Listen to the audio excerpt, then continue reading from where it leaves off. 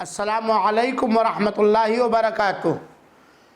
بسم اللہ والحمد للہ والصلاة والسلام علی رسول اللہ وعلی آلہ ومن والاہ الی یوم الدین، اما بعد۔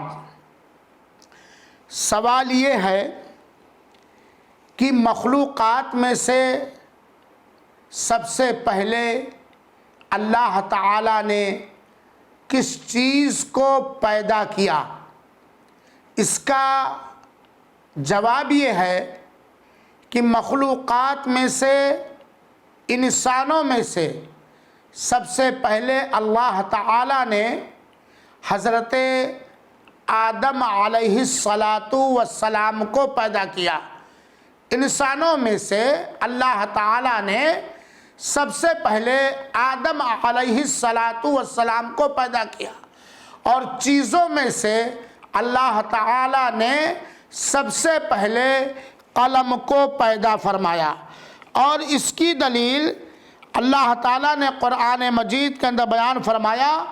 سورہ صاد کی آیت نمبر 71 ہے، اِذْ قَالَ رَبُّكَ لِلْمَلَائِكَةِ، جب تمہارے رب نے فرشتوں سے کہا کہ میں مٹی سے بشر آدمی بنانا چاہتا ہوں، میں مٹی سے بشر اور آدمی بنانا چاہتا ہوں۔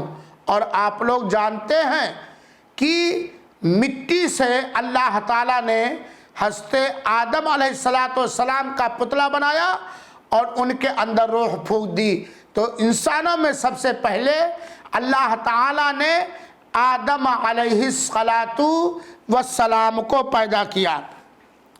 اور سنن ابی داؤد کی صحیح روایت ہے، اللہ کے رسول اکرم صلی اللہ علیہ وسلم نے فرمایا، ان اول ما خلق اللہ القلم، سب سے پہلی وہ چیز جسے اللہ تعالیٰ نے پیدا فرمایا وہ قلم ہے۔